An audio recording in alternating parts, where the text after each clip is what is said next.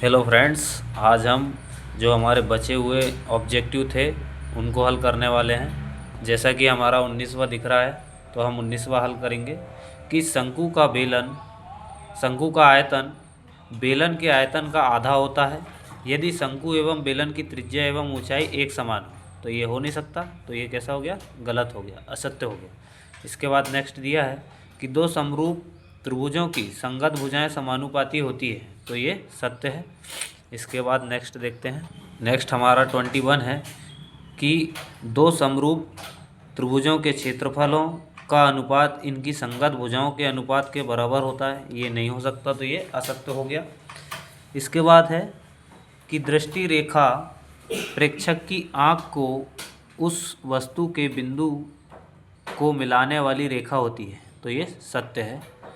Next है कि 23वां, दिए हुए प्रेक्षणों में वह मान जो सबसे अधिक बार आता है माध्य कहलाता है। असत्य है, क्योंकि जो सबसे बार आता है वो क्या कहलाता है? बहुलक कहलाता है।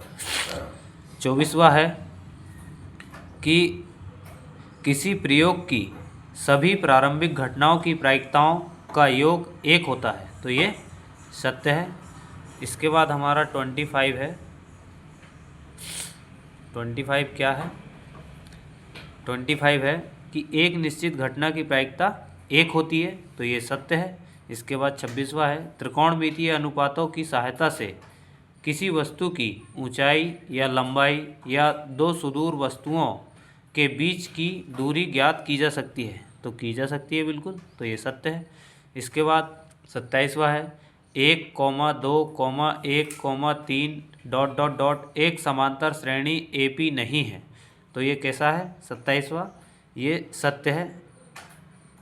इस तरीके से ये समांतर नहीं है, क्योंकि एक के बाद दो है, फिर एक के बाद तीन है, ये गलत है।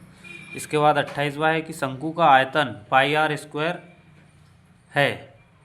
तो ये कैसा है? ये भी असत्य है, πr² नहीं होता है। इसके बाद हमारा 29वां है, 29 नंबर का है कि घटना E की प्रायिकता एक ऐसी संख्या PE है कि 0 बराबर भी हो सकता किससे? P से, और P बड़ा हो सकता है 0 से। सेकंड कंडीशन दी है E बराबर भी हो सकता है 1 से और छोटा भी हो सकता है। तो इस कंडीशन में ये कैसा है? ये सत्य है। इसके बाद 30वां है, दीर्घवृत्त खंड का क्षेत्रफल संगत त्रिज्यखंड के क्षेत्रफल से कम होता है। तो ये असत्य है, ज़्यादा होता है जबकि। नेक्स्ट है प्रश्न 4, प्रत्येक प्रश्न का एक शब्द वाक्य में उत्तर लिखिए। तो पहला दिया है कि 1, 2, 3, 4, 5 का समांतर माध्य क्या होगा? तो एक शब्द में लिखना है हमको, तो इसका समांतर माध्य कितना होगा? ये दो चीज़ें आगे की छोड़ दो और ये दो चीज़ें पीछे की छोड़ दो। इसका समांतर माध्य कितना बचा? 3। तो ये बीच का अंक आ गया आंसर हमारा इसका 3। नेक्स्ट है, मध्यिका का सूत्र लिखिए। मध्यिका का क्या सूत्र है मध्यिका ज्ञात करने का? तो मध्यिका ज्ञात करने का सूत्र है M=L + n से घटाएंगे हम वो n/2 ऋण CF/F, और ये कोष्टक के अंदर ये चीज़ें, और यहाँ पे H। तो ये इसका आंसर है। नेक्स्ट हम देखेंगे तीसरा। नेक्स्ट है तीसरा कि घटना E की प्रायिकता धन घटना E नहीं की प्रायिकता का मान होता है। तो इसका मान कितना होता है? यस नो का मान 1 होता है। चौथा दिया है, शंकु के छिन्नक के आयतन का सूत्र लिखिए। तो शंकु के छिन्नक का आयतन का सूत्र मैं आपको कागज़ में लिखकर बताता हूँ। शंकु के छिन्नक के आयतन का सूत्र ये दिया है कि 1/3, इसके बाद 1/3, फिर कोष्टक के बाहर में है πr/h, क्या है? πr/h, फिर कोष्टक के अंदर है r1 का स्क्वायर प्लस r2 का स्क्वायर प्लस r1 r2। तो ये छिन्नक के आयतन का सूत्र है। नेक्स्ट हम देखते हैं नेक्स्ट है पांचवा, एक वृत्त की कितनी समांतर स्पर्श रेखाएं हो सकती है? एक वृत्त की कितनी स्पर्श रेखाएं हो सकती है? तो 2 हो सकती है। कितनी हो सकती है? 2। कितनी हो सकती है सागर? Very good. छठा है कि दृष्टि रेखा की परिभाषा लिखिए। अब दृष्टि रेखा की डेफिनेशन ये आता है, तो इसकी परिभाषा क्या है मैं लिखता हूँ। तो दृष्टि रेखा की परिभाषा ये रही। दृष्टि रेखा की परिभाषा है कि हमारी आँख से उस वस्तु को जिसे हम देख रहे हैं जोड़ने वाली जो रेखा है, उस रेखा को हम कहते हैं दृष्टि रेखा कहते हैं। फिर है छठा सातवां कि सातवां क्या दिया है? सातवां दिया है कि दो चरों x व y वाले रैखिक समीकरण का मानक रूप लिखिए। तो इसका मानक रूप क्या है? इसका मानक रूप है ax plus bx plus c equal to 0। ये दो चर वाले रैखिक समीकरण का मानक रूप है कि भाई ax धन bx प्लस c बराबर 0। नेक्स्ट दिया है समांतर श्रेणी का व्यापक रूप लिखिए। अब समांतर श्रेणी का व्यापक रूप लिखना है, तो इसका व्यापक रूप लिखते हैं। आठवां हमारा है समांतर श्रेणी का व्यापक रूप लिखिए। तो इसका व्यापक रूप ये मैंने लिखा है a कॉमा इसके बाद a धन d कॉमा इसके बाद a धन 2d। इस तरीके से हम बढ़ते जाएंगे, डॉट डॉट डॉट इस तरीके से आगे चलते रहेगा। नेक्स्ट है 9वां कि द्विघात समीकरण ax की घात 2 धन bx धन c बराबर 0 के विविक्तर ज्ञात करने का सूत्र लिखिए। अब इसका विविक्तर ज्ञात करने का सूत्र क्या है? b² माइनस 4ac, ये इसका सूत्र है विविक्तर ज्ञात करने का। इम्पोर्टेंट है, इसको याद कर लीजिएगा, ये वार्षिक परीक्षा में आ भी सकता है। नेक्स्ट है क्या x प्लस 1 कोष्टक में फिर इसके बाद स्क्वायर मतलब की घात 2 बराबर 2 कोष्टक के अंदर x ऋण 3 द्विघात समीकरण है। तो ये द्विघात समीकरण है क्योंकि जब हम इसका हल करेंगे तो इसका आंसर आ जाएगा। तो इसको हम लिखेंगे हाँ, ये द्विघात समीकरण है। नेक्स्ट है 11, यदि a बराबर बी क्यू तो a एवं b का संबंध है। a और b का यहाँ पे क्या संबंध है? इस तरीके से अगर है तो ये क्या हो जाएगा? b a का गुणनफल है। क्या है? b a का गुणनफल है। कैसे? उस स्थिति में b a का क्या है? गुणनफल है।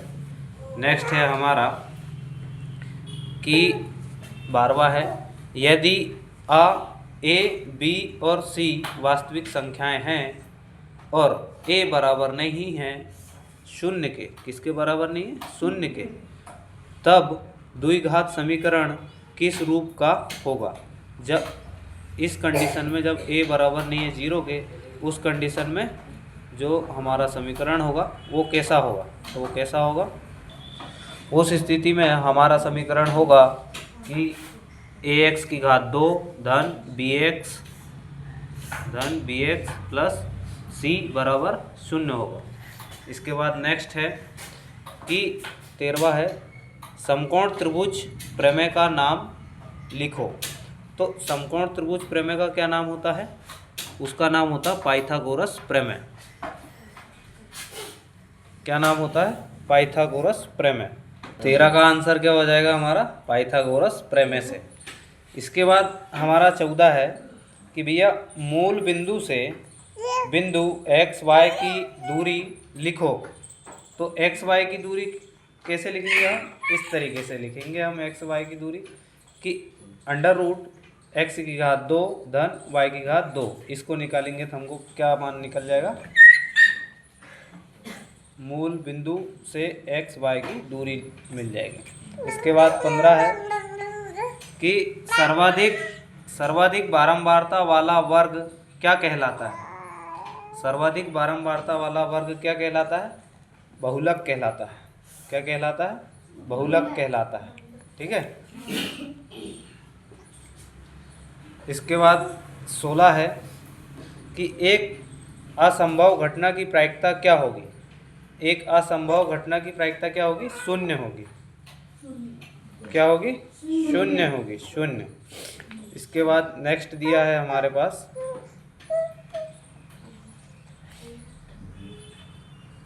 17 है कि पीई धन पीई बारंबारता का मान क्या होगा? तो इसका मान क्या होगा? इसका मान भी हमारे पास क्या होगा? 1 होगा। क्या होगा? 1 होगा। ठीक है। इसके बाद हमारा 18 है कि पासे को एक बार फेंकने पर संख्या 8 प्राप्त करने की क्या प्रायिकता है? पासे को अपन ने एक बार फेंके तो उसमें 8 प्राप्त करने की प्रायिकता कितनी होगी? 30। कितनी होगी? 30। इसके बाद नेक्स्ट है सॉरी 30 नहीं, शून्य होगी, शून्य। 18 शून्य। कहने का मतलब है कि अगर हम पासे को एक बार फेंकने पर संख्या 8 प्राप्त करने की प्रायिकता कितनी होगी? शून्य। कितनी होगी? शून्य। 18 नंबर शून्य। इसके बाद 19 है वर्ग 20 ऋण 40 का वर्ग चिन्ह लिखिए। तो इसका वर्ग चिन्ह इसके बीच की संख्या आ जाएगी, मतलब 30 आ जाएगा इस तरीके से। इसके बाद हमारा अगला है कि किसी एपी के प्रथम n पदों का योग, किसका? n पदों का योग ज्ञात करने का सूत्र लिखिए। किनका लिखना है? n पदों के योग का सूत्र। तो इसका सूत्र ये आ जाएगा Sn बराबर n/2 बिग ब्रैकेट बड़े ब्रैकेट में आ जाएगा 2n धन कोष्टक के अंदर n ऋण 1 कोष्टक बंद, इसके बाद d कोष्टक बड़ा कोष्टक बंद। इसके बाद नेक्स्ट 21 है उन्नयन कोण की परिभाषा लिखिए। ये उन्नयन कोण की परिभाषा लिखिए। तो इसकी परिभाषा क्या हो जाएगी? उन्नयन कोण की परिभाषा हो जाएगी कि देखी गई वस्तु का उन्नयन कोण दृष्टि रेखा और क्षैतिज रेखा से बना कोण होता है। ठीक है, ये उन्नयन कोण की परिभाषा हो गई। नेक्स्ट है 22वां, स्पर्श रेखा और वृत्त के उभयनिष्ठ बिंदु को क्या कहते हैं? स्पर्श रेखा और वृत्त के उभयनिष्ठ बिंदु को क्या कहते हैं? तो इसको हम कहेंगे कि स्पर्श बिंदु, इसको क्या कहेंगे? स्पर्श बिंदु। 22 का क्या है? स्पर्श रेखा और वृत्त के उभयनिष्ठ बिंदु को क्या कहेंगे? स्पर्श रेखा। इसके बाद नेक्स्ट है 23, वृत्त की छेदक रेखा की परिभाषा लिखिए। वृत्त की छेदक रेखा की क्या परिभाषा है? ये लिखना है हमको। तो छेदक रेखा की परिभाषा है वह रेखा जो किसी वृत्त को 2 बिंदुओं पर काटती है। कितने बिंदुओं पर? 2 बिंदुओं पर। नेक्स्ट है 24वां कि द्विघात बहुपद ax की घात 2 धन bx धन c के शून्यांकों का गुणनफल का सूत्र लिखिए। तो इसके गुणनफल का सूत्र क्या है? शून्यांकों का गुणनफल का सूत्र क्या है? तो शून्यांकों का गुणनफल का सूत्र है c/a। 25वां क्या है? वृत्त के स्पर्श बिंदु की परिभाषा लिखिए।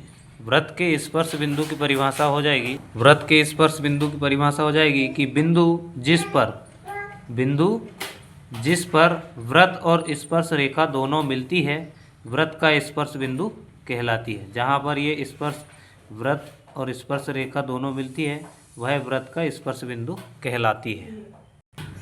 नेक्स्ट हमको दिया है कि 26वां, एक वृत्त के वृत्तखंड के क्षेत्रफल का सूत्र लिखिए। एक वृत्त के वृत्तखंड का सूत्र लिखिए। इसका सूत्र है θ/360 अंश गुणित πr² माइनस त्रिभुज ABC का क्षेत्रफल। ये इसका सूत्र है। नेक्स्ट है कि किसी AP के nवां पद ज्ञात करने का सूत्र लिखिए। ये अभी अर्धवार्षिक परीक्षा में भी आया था और ये वार्षिक में भी आएगा।